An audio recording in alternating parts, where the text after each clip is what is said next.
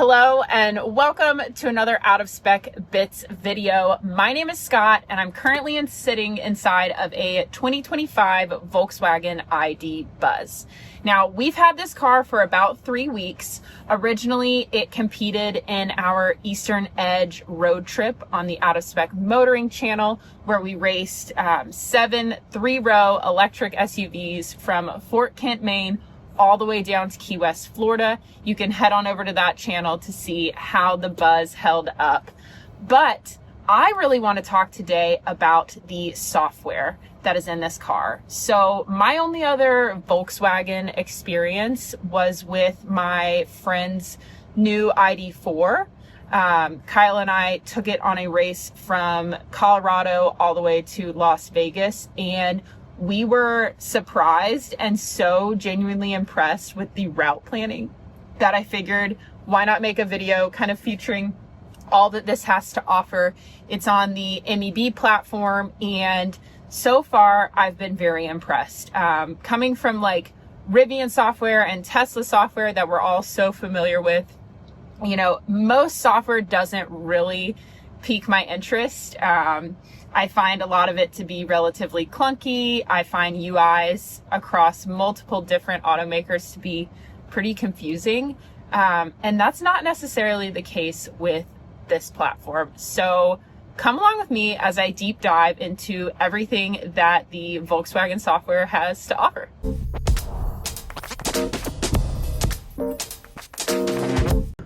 So this is the view from the driver's seat, a little bit closer than I would like. You've got 2 screens here. You have a smaller screen right underneath your steering wheel. Wow, that was tough to get out. And then you have a 12.9-inch display here. One thing that I quite like, and I think our team is relatively divided, is that this is like touch screen, but then it also gives you a little vibration feedback when you're touching it. I like that because if I'm using buttons on a steering wheel while I'm driving, I don't want to have to look down and make sure that my big fat fingers are in the right spot. So again, that's just my feedback. I would love to know what you guys think in the comments. Do you prefer to have a little vibration, or would you rather it just be straight touch? Now, kind of same thing goes here, but there's no vibration feedback. You have this touchpad, and you can either like scroll your finger on it, or you can just tap to go up and down. I currently have the screen off, and you have options to, you know, choose analog clocks if you feel so inclined. I prefer digital. And then we can always just go ahead and turn on the screen here. Now, before I get into the nav, I want to talk about the home screen. One thing that I think Volkswagen is doing incredibly well is all of this is customizable, meaning this top bar here, if I hold my finger on it, it will allow me to edit the app favorites, which is huge. So, you know, whatever's important to you can be one touch away. And then these widgets are also fully customizable. Here at Out of Spec, we have the things that are important, which of course would be our navigation, our driving data, our driving modes, and the charging performance. But if that isn't important to you, you really get to choose whatever feels best on your home screen. So I love that customization. Here we have some climate control touch buttons. You can also, which I only learned from Kyle. So you can touch here and change your seat heater, or you can have 2 fingers on and it'll immediately turn on your seat heater. I guess that's how the old software did it. So again, let me know in the comments what you think about that. But like I mentioned at the beginning of this video, the thing that I've been the most impressed about with this software has been the route planning. So I went ahead and I put in Atlanta as my destination, and you'll see here that it already routes me to the chargers, and it will show me state of charge upon arrival. Now, when Kyle and I went from Colorado to Las Vegas, the state of charge estimate was incredibly accurate, and it changed depending on traffic and elevation. It doesn't change based on weather right now, but I think that would be a good feature. The only thing that I don't love about this route planner, and I think this is totally an opinion-based problem, is that it reads from bottom to top. I typically read from top to bottom, so anytime I get in a Volkswagen, I do get slightly confused because I'm like, Atlanta, I'm not in Atlanta. But that's neither here nor there. It goes ahead and it routes you to each charging stop, and you can trust what the system says you will arrive with. And it also changes depending on your driving behavior. So if you start to drive a little bit harder, it will, update that state of charge, which I absolutely love. Now, let's talk a little bit about the charging menu here. So, it shows you your current state of charge, obviously. You can adjust your charge limit. We did just do a charge test on this, so it was set to 100%. But as always, we want to protect those batteries, and we're going to charge it to 80% or set that charge to 80%. You can also manually precondition the battery. If you go into the charging menu, here to optimization, and then you click start battery heating, and it's going to tell you how much time is needed to reach the optimal temperature. It's pretty cold and yucky and rainy out here, so it might take a little bit longer, but really love those features. Now, I do want to talk about the vehicle menu here. So this will give me kind of all of the vehicle information, what it's used long term and since our last charge. That's great nerd data. Of course, we have the status of our tires, pretty much nothing else. And then, yeah, this is the menu that I was looking for.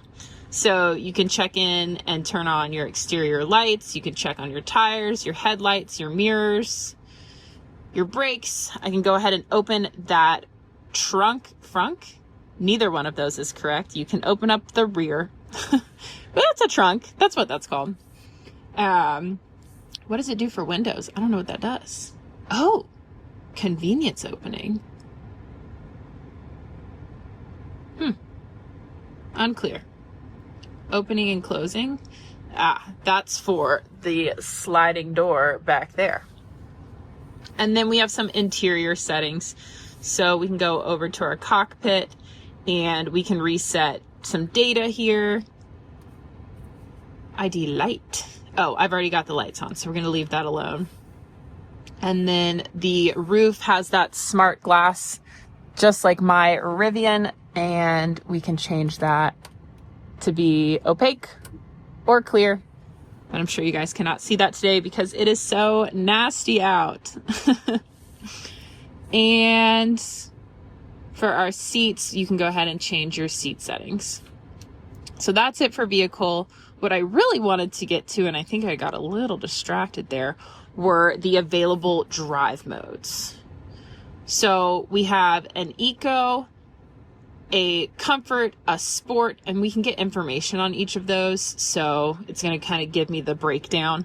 I really like that they offer a custom drive mode, which is where you can play around with a few different things. Typically you can make like everything eco except for the driving dynamics themselves. And I always want that to be in sport. So that's a nice feature. Anytime we're doing like a range test or we're going on a road trip, we tend to use the custom settings as opposed to the eco because it gets you just a little bit more, which is always important. Let's go. Obviously, this not obviously, but this has CarPlay and Android Auto for all my people who love that. I personally don't like CarPlay, but I think I'm one of the few. So many people are like hardcore CarPlay users and they just love it. Anyways, I want to talk about Ida. Now, Ida is the personal voice assistant in this car. And I don't often use voice assistant, but my good friend Michelle does. And I've been kind of playing around with it in different cars. So, it is set up where it will only listen to whoever summons it. So if you're sitting in the driver's seat and you say, "Hello, Ida," you'll see that bar there. And I can go ahead and ask it to, well. Here is an overview of the functions that you can operate by voice. Please pick one by saying the line or the function name. Navigate to Denver, Colorado. Do you want to start route guidance to the address Denver City Center, Colorado, or add this destination as a stopover? Yes, navigate to Denver. Drive safely. Okay, guys. So now it's going to calculate my route. It's probably going to take a little bit more power. Okay, so it doesn't have my charging stops, which I think I need to go here. Well, I've got my e-route planner. Interesting. I don't quite know why it's not doing that. But back to Ida, my finicky lady. So if I'm the driver and I summon her, it will only listen to me. We learned that because I had somebody in the passenger seat trying to yell directions as we were on our way up to Maine, and that did not work. But something that Kyle and I discovered the other day, and I think it's so funny, you can create your own wake word. So we're going to go with pancakes. And it's whatever word or phrase you want. Great. Pancakes. I've activated Ida, and she's going to start picking up my voice. Hey, Ida, how's it going? All right.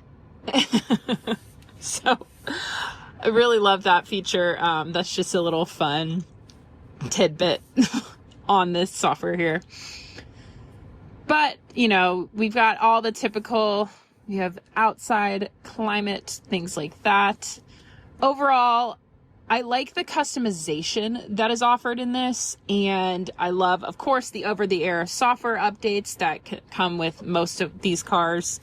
And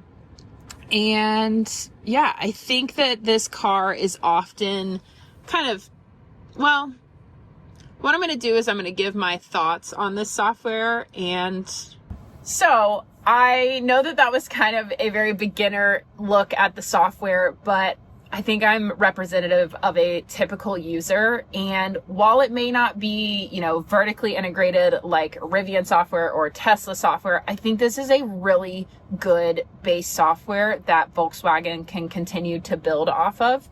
I love how customizable it is. I get really frustrated when I have to go like 3 menus deep to find something, and allowing drivers, users, owners to set up things like a quick, you know, navigation to your music or whatever is important to you, I just think makes the experience better.